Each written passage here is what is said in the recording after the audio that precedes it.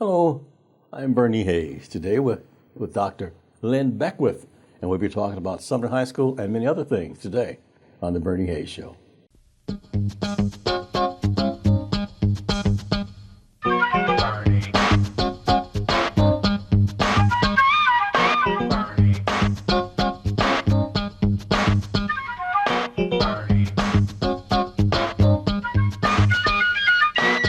Welcome back. I'm Bernie Hayes. My guest is Dr. Lynn Beckwith. Dr. Beckwith, welcome. So good to see you, sir. I'm glad to be here. I'm used to seeing you so in suit and tie all the time, but yet and still you're representing Sumner. Absolutely, the maroon and white. Right. Tell us about what's coming up with Sumner.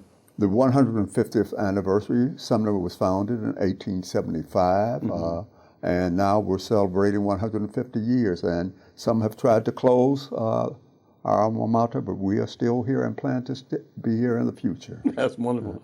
Any big celebrations planned for? Yes, on July 26th at the Hyatt Regency Hotel, we will have our 150th dinner. Looking forward to it. We're selling tables, $1,000 a table or $100 per person. And we're all on the way to having a sellout crowd. Okay.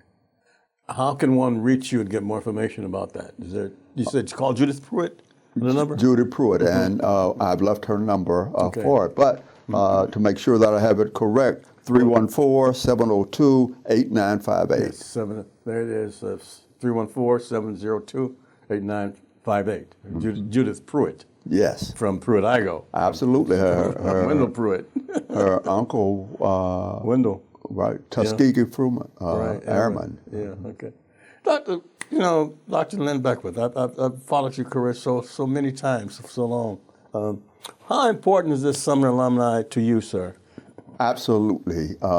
We are the largest alumni association in the St. Louis public schools, and our task is to make sure Sumner continues as a high school and also provide uplifting scholarships to the students who go there, that we will not forget how good Sumner was to us.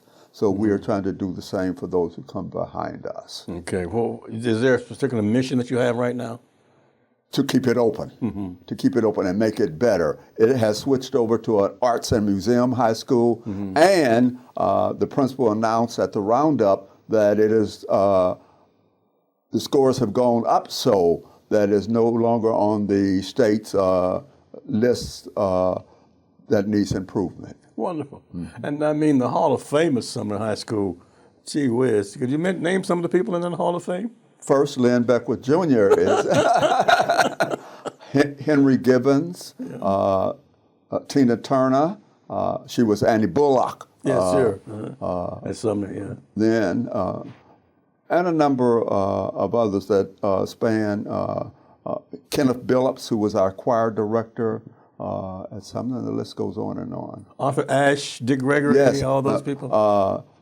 Arthur was only there for 1 year, his senior year. Yeah, but Dick was a great mile runner, followed by his brother, who was in my class, class of 57, Ron Gregory, who was nationally ran the fastest mile, 4 minutes and 19 seconds back in the day. Yeah, he was at Notre Dame there for a while.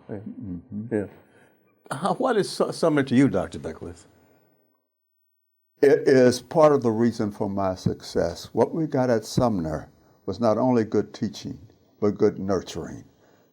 Some of the teachers at Sumner saw in me what I did not see in myself at that time. And that propelled me to be what they thought I should be. And Bernie, I still remember at Sumner's 100th anniversary dinner, I walked in the room and I heard this voice, Lynn Beckwith, come here. And it was my 8th grade teacher. Wow. And she said, Lynn, when you were in my class, I never would have dreamed that you would be one of the best principals in the St. Louis public schools. And I smiled and said, thank you. But when I walked away, I said, that's because you didn't have vision. All you saw was a skinny, introverted boy, but you didn't know what I could be. Sure. But there were many who lifted me up at Sumner and saw in me what I didn't see in myself. And that was my foundation. That was my foundation. Let's talk about Lynn Beckwith. Lynn Beckwith Jr. Who is he? I am the third of 5 children of parents, first generation out of the South, 5 children. I'm the only boy. My mother, although she was not well educated, she preached the power of education every day to her 4 daughters and to me. She would go over our report cards. I would have 4 A's and 1 B, and she would want to know why I got the B. And I would tell her it's better than other children. I'm not worried about the other children. She was part of the cleaning crew at the University City Library. And when I became superintendent of schools, driving up the street, I passed that library and thought, wouldn't she be proud, she had passed away by then, proud of me now, from cleaning lady to superintendent of schools. And now to have a building named after me, the Lynn Beckwith Jr. Administrative Building in St. Louis County, in Frontenac, Missouri. All of that came from my mother and my father. My father was a hard worker, 2 and 3 jobs to keep food on the table, World War II veteran. But they were the wind beneath our wings, and that has helped me to be what I am today. Teacher, assistant principal, principal, director, executive director, superintendent of schools, and ended my 54-year career as endowed professor of urban education at the St. Louis, at the University of Missouri, St. Louis. Congratulations, sir. Congratulations for that. You know, I know when you were in the University City School District, you were the superintendent there, how the improvements that you made and the fight that you had, the struggle that you had there, you know, and but you made the improvements and you came out on top. Yes, and that was difficult work. Yeah. How can I say this tactfully? Although the district was 85% African American, the 15% of whites thought they deserved, some of them thought they deserved special favor simply because they stayed in the school district. Yeah. But I was superintendent of all the students, right, and did what I thought was best for the students. Stayed there 8 years and got an offer to come to the University of Missouri, at first as superintendent in residence, then endowed professor. And I told him the dean, I couldn't come now. I had a year left on my contract. He said, I'll hold it open for you because I want you to come here. That's great. Thought I'd stay a few years, stayed there for 15 years. The honors program in your city, I know it was difficult for everybody to see what was going on there.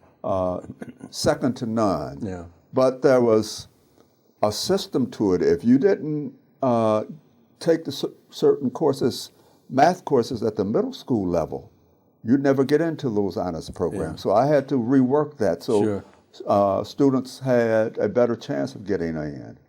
And we appreciate so much what you did there, sir. I just want you to know that. And even when in St. Louis public schools, you know, I followed your career there, and it was just amazing, just impeccable, you know. And it's interesting, Bernie, I didn't choose education for a career. It chose me. Oh. I didn't have money to go away to school. So it was then Harris Teachers College, tuition $15 a semester, okay? Wow. And that's where I went. They raised it to $20. When they raised it to $70 a semester, we threatened to quit. Now, where could we have gotten an education like that for $70? But what is now Harris Stowe started out as, was Stowe Teachers College in days of segregation. Then it became Harris Teachers College. And then the board owned it at that time, and then it separated and became Harris Stowe. That's wonderful. Dr. Lynn Beckwith is my guest, and we've got so much to talk about. He's here representing Sumner High School today, but he represents so much many other things also. And we're the New Life Evangelistic Center. Reverend Larry Rice has been here for more than 53 years, not at this location, but in the St. Louis area, helping those in need, the homeless and people that really need help. Back with Dr. Lynn Beckwith after this. It's so easy to get tired out, burned out, and worn out, and that's why we have to let the rivers of living water flow over us and believe that God is doing a new and great work at this time, standing up to the oppressors that come from every different direction, having God wash us from clean from all the fears, the worries, the uncertainties, the what-ifs, and stand up for justice at this moment. Justice doesn't mean just us. It means letting the rivers of living water flow through us as we get in touch with God.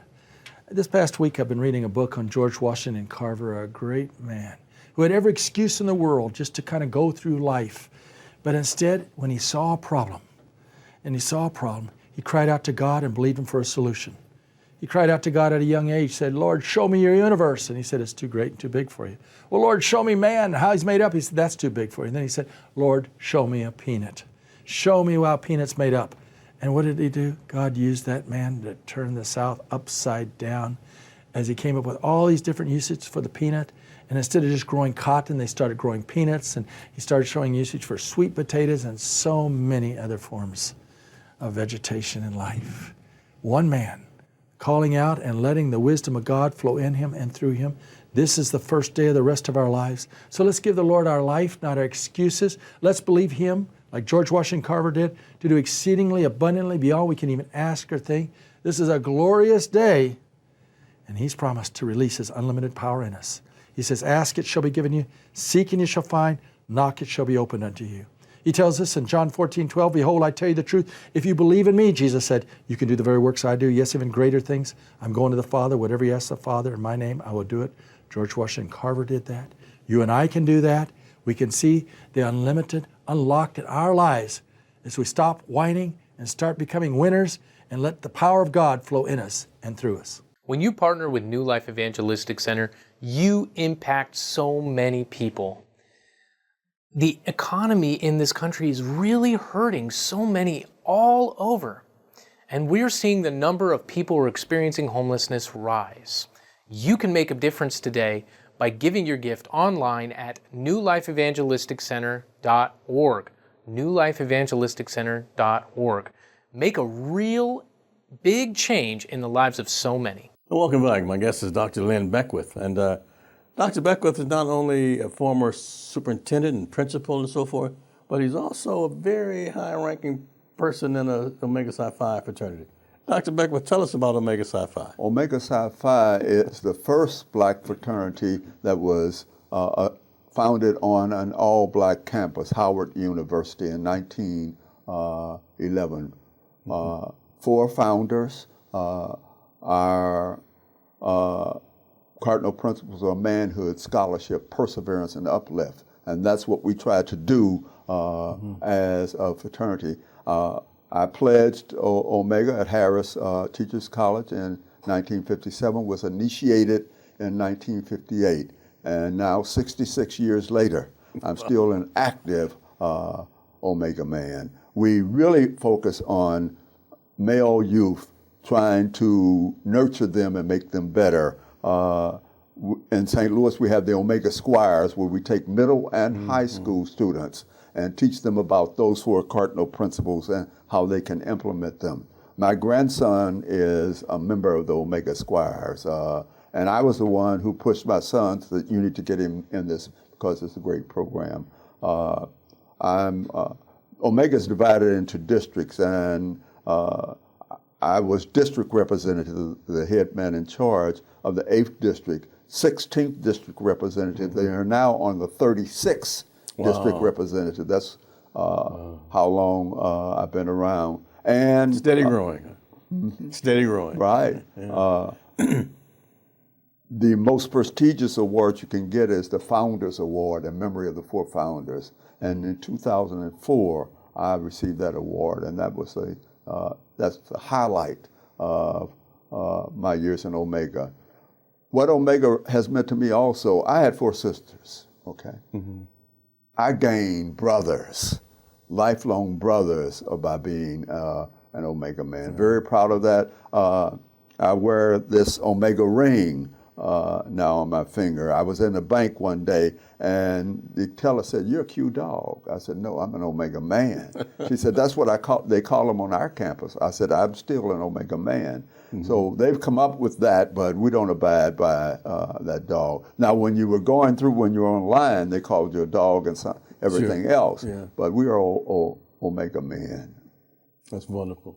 You know, I had one of your fraternity brothers here, Lewis Cross. Sure. You know, and I'm a Kappa, right? And so that's all right too. And I asked Lewis, I says, You're a Kappa, right, Louis? And he almost had a stroke. He told me that. And he said, no, Omega. Right. I said, well, we didn't mean anything. We're the divine nine Yes, when sir. it comes down. We all do good work. All brothers. We're all about uplift. Our cardinal principles may be different, but they're all about helping. Precisely. That uplift part, helping our community. Somebody helped us get to where we are. So it's imperative that we reach back and help those behind us become successful also. No doubt about it. And I love the sweater that you're wearing too, Dr.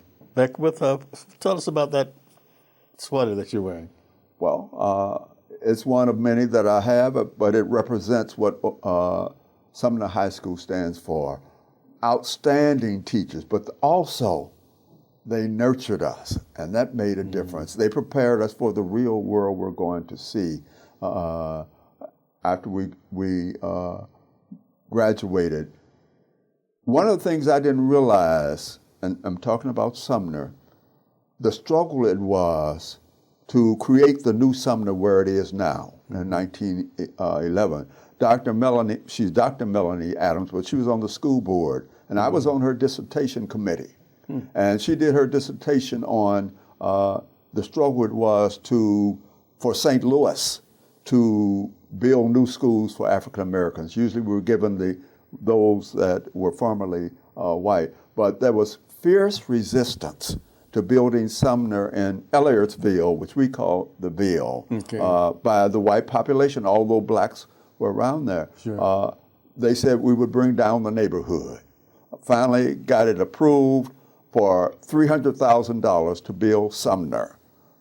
At the same time, Roosevelt High School was being built, $630,000.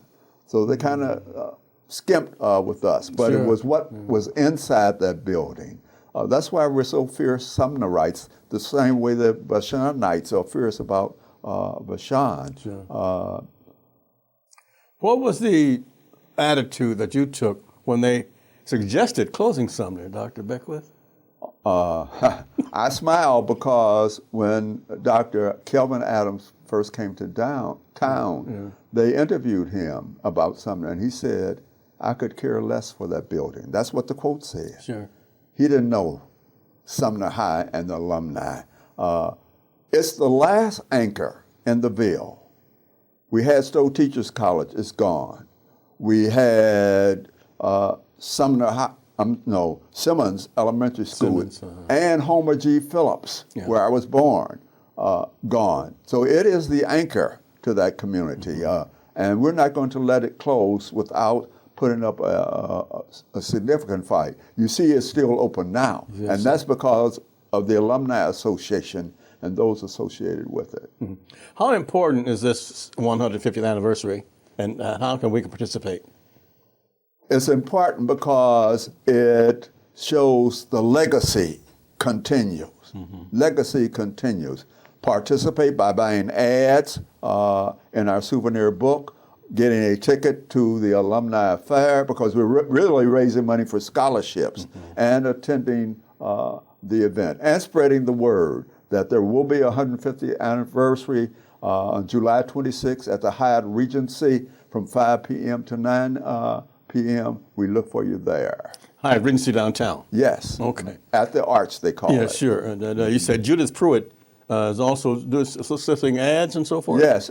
She's really trying to get sponsors. Sponsors, okay. Sponsors more than ads. Like Ameren, we hope to pay for the parking. Sure. Other big companies to just support us financially. Wonderful. And how can they reach Judith Pruitt? That phone number you gave? Yes. Okay. Absolutely. That's 314-702-8958. Judith Pruitt. Correct. Okay. And once again, I know you've said it before, but how important is this particular 150th anniversary? It is extremely important because it shows we are still here as Sumnerites, and we continue for this school to continue long after we are gone, because it is that anchor in the Sumner, in the Ville, or what we call the Greater Ville, where I grew up. I could walk to Sumner in 10 minutes. Just loved it. Still love it today. What is your vision of Sumner High School in the future? That it will be one of the finest high schools in the St. Louis public schools. I think it is, isn't it? Yes. Certainly is. It's been revived. Yeah. Dr. Beckwith, you also, when you came in, you were wearing a special jacket. Tell us about that jacket, please. Yes. That jacket was given to me by Lawrence Walls, who was a longtime football coach at Sumner, many football championships, and he needed some type of equipment that the school district would not buy for him, for his football team that other football teams had. And I was the endowed professor of urban education at the University of Missouri St. Louis and had a budget of my own. So he made the ask, and I made it happen. And as a result, to my surprise, one day he showed up and gave me that jacket, and I wear it proudly. I can imagine so. I imagine so. We're going to take a brief break here again and come back and talk more about this Sumner's 150th anniversary. I've enjoyed it. We're at the New Life Evangelistic Center, 28 Woodson Road in Overland, Missouri. Reverend Larry Rice has been here for more than 53 years, providing services for those in need. And you can help us too. But call us at 314-421-3020 or send a donation, tax-deductible donation to Post Office Box 473, St. Louis, Missouri, 63166. I'm Bernie Hayes, back with Dr. Lynn Beckwith after this. Is anxiety becoming more and more a part of your daily living? Is it sucked all the joy out of you till worry begins to dominate your life? Then I want to encourage you to take the nature prescription that is given in Matthew chapter 6, verses 25 through 34. Experience the peace that passes all understanding as you move into the beauty of creation, meditating on the God who's created all this, letting His Word unfold in your life. When He says not to be anxious, don't be anxious, but consider the lilies. They don't go out here and toil and spin, and yet look at them in all their beauty, the flowers. Look at the birds. They don't worry about what they're going to reap and sow, and yet your Heavenly Father takes care of them. He'll also take care of you. But put first the kingdom of God. Jesus Christ, through His death and resurrection, made that possible. Commit your life to Jesus right now. Call upon Him in this day of trouble. He will deliver you, and you will experience His peace that passes all understanding, giving you the ability to stop worrying. Today's subject, Stokely Carmichael, also known as Kwame Ture, born 1941, Port of Spain, Trinidad. In 1961, Carmichael was one of several freedom riders who traveled through the South challenging segregation laws and interstate transportation. He continued his involvement with the civil rights movement with SNCC, the Student Nonviolent Coordinating Committee, after his graduation with honors from Howard University in 1964. That summer, he joined the Lowndes County, Alabama, for an African-American voter registration drive and helped to organize the Lowndes County Freedom Organization, an independent political party.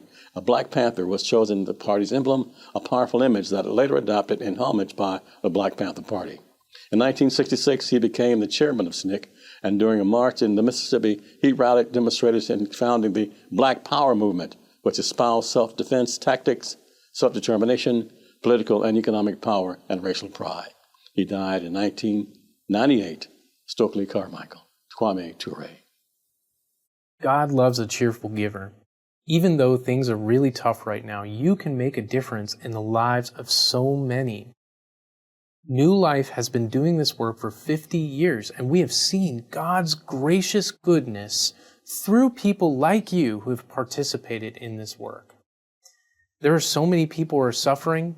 More people are becoming homeless for the first time with the rising costs of inflation and food and housing and so many other commodities. We need help. You can make a difference today in the lives of so many by giving your tax-deductible gift to P.O. Box 473, St. Louis, Missouri. Or go to newlifeevangelisticcenter.org or call to get involved in this incredible work. And welcome back. Dr. Lynn Beckwith is my guest. Dr. Beckwith, I asked you what was important in your life. You says perhaps reading. You gave me a story about reading. What's that about? Absolutely.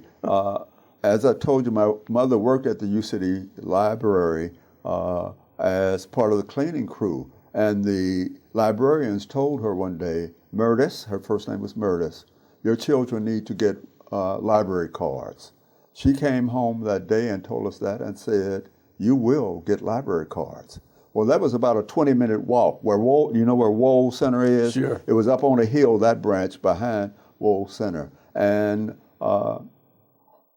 we did that walk. We got our books, brought them home, read them, and went back and got for more. But that started my love for reading. And that was the key to my learning, because reading is the key to understanding. You know, if you think back, in 1847, Missouri passed a law forbidding teaching African Americans to read. Sure. And I always thought, if they passed that law, there must be something good about learning to read. But that propelled me. I still remember I belonged to the Read-A-Way Vacation Club in the 8th grade.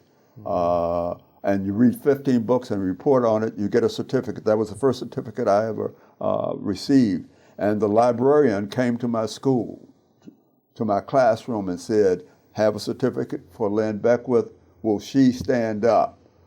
My class laughed because she thought Lynn was a girl. Sure. But the teacher said, "Don't laugh, because he did something that you all didn't do this summer. He read his summer away." I still have that certificate, and I'm going to give it to the Missouri Historical Society. I'm on the board there, and what I've learned, they have a whole lot of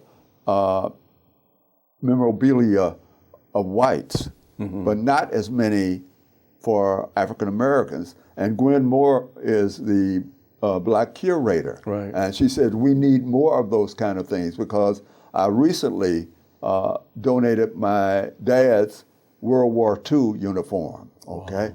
Wow, Because most, at Soldier Memorial and so forth, you don't see many black memorabilia. That's but true. I'm doing that because I want the history to go on long great. after I'm gone. That's great. Well, Dr. Beckwith, what is the importance of reading, sir? Reading is the key to understanding. You can't read, there are so many things you are missing. Something that's simply getting over here, the street signs. You got to be able to read to do that. To pass tests, you have to be able to read.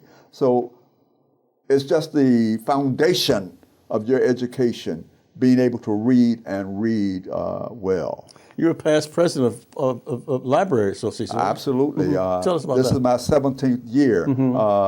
Charlie Dooley appointed me. I got a call from Michael Jones, who was one of his assistants, who said, "We have an opening on the library board. Would you like it? Or if you don't, tell me someone else." I said, "Hey, reading is my thing. I will take it." Okay. That's great. I was told the library came into being in 1960. This was in 2007, and Michael said, "You would be the first black to be on the library board." Wow. Came in, first meeting, I was voted vice president for some reason. And unfortunately, the president died suddenly 2 years later. In 2010, I became president of the library board. Right. And it was just this past August that I thought, 14 years as president is long enough. I'm getting ready to step down because my term is over in May. Sure. And after 17 years being on the board, I thought it was time to turn it over to somebody else. But that has been the greatest board that I've been on. Every library has been renovated or new libraries built as a result of a bond issue, a tax levy that we passed in 2012. And in it is a plaque with who was on the board at that time. Okay. And the first name, Lynn Beckwith Jr. Lynn Beckwith Jr. Thank you so much for being with us, Dr. Beckwith. Appreciate you so much, and good luck on the Sumner 150th anniversary. I appreciate it, Bernie. Thanks for having me. Thank you. And thanks to each and every one of you for supporting the New Line Evangelistic Center. I'm Bernie Hayes. Have a great day.